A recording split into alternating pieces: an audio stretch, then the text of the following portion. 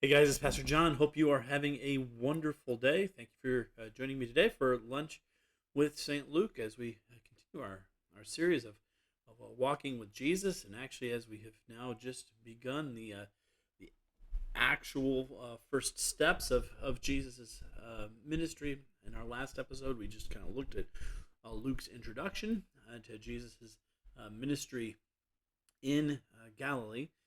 Today we are going to be here in episode 43. We are going to be looking at one of the first stops in Jesus' ministry. Now, clearly, by the time he gets here, he's already done some ministry in Capernaum, including some healings.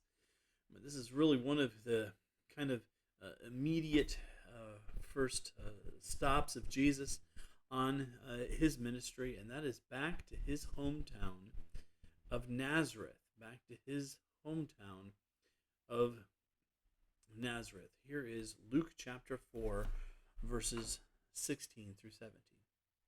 He came to Nazareth, where he had been brought up.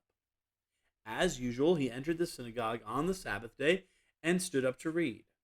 The scroll of the prophet Isaiah was given to him, and unrolling the scroll, he found the place where it was written. We're going to go ahead and pause there today. Today we're just looking at the fact that he's showing up, and he's showing up to his hometown of Nazareth, and he's showing up to the synagogue there in Nazareth. Now, I know when I think going back to my hometown, a lot of times what I think of course, is the gymnasium there attached to Southern Hills Baptist Church there in Sioux City, Iowa. It's actually the place where my wedding reception was held. It was a place which I had, when I was in high school, helped a little bit with some of the construction there, and it was fun. There's my kids when they were younger, along with a couple of my nephews. They're playing in the gymnasium. But when I think of home, and particularly of my home church, that would usually actually probably be the room that comes to mind. Well, Jesus' home synagogue was actually in the town of Nazareth. And this is a picture from one of the atlases out of the Logos, which is actually showing a church that has been made inside of a former, ancient synagogue there in Nazareth. So the argument is that, of course, often these holy sites remain the same site kind of traditionally over and over again. And so this is likely the place where our story, which we're going to be looking at really here for the next week or so, this is really the location. Now, it wouldn't have looked exactly like this. It would have been obviously decorated more as a synagogue, and this is kind of set up more as an altar for a church. But this location in the town of Nazareth, there's the modern city of Nazareth there for you. This location was really, Jesus' home turf. This was his hometown. This is where he grew up, and so he made his way back to the synagogue there. And I do want to point out, as usual, he entered the synagogue on Sabbath day and stood up to read. So I want you to notice something. One of Jesus' patterns was to be actively engaged with God's people. One of Jesus' patterns was to regularly go to synagogue on Sabbath.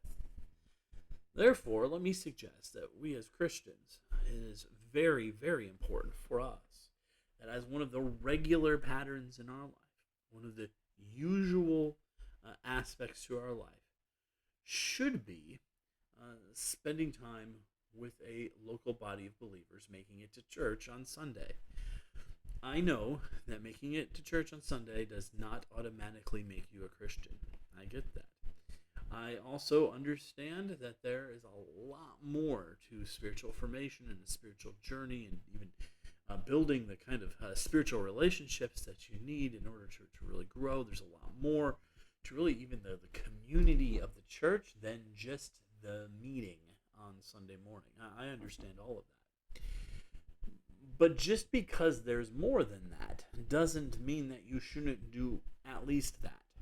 And one of my encouragements to people in this very post-Christian setting is at least try to make sure that you make it to church on Sunday. And particularly as we're starting to come sort of out of all of these COVID restrictions and lockdowns, to see one another again, to just be there for one another, to just be present is actually a really big deal. It's a huge encouragement. And it was Jesus's pattern. And as Jesus followers, it's always a good idea for us to follow Jesus. So I want to encourage you to please make sure, as we come up on this coming Sunday, if you are at all able, please make sure that you make it to a in-person worship service. If you're not, if there's health concerns and such, or geographic difficulties, then I encourage you be sure to catch a worship service online. You can even catch our worship service online. But I do just want to pause here and take this moment to encourage everyone that if it was Jesus's pattern to be part of a local body, if it was Jesus's pattern to make sure that at least weekly he's gathering with God's people in a region, then it is very important for us as Jesus followers to make sure that we do the same. And so I just wanted to make sure that we think about that we schedule for that, and that we make it a real habit again, especially as restrictions are starting to lift and things are starting to ease a bit. We want to make sure to make that a real priority to actually be there in person and to really encourage one another with our presence as we gather for worship. So thank you so much for joining me today. Hope you have a terrific day. The Lord Jesus bless you, and keep following Jesus.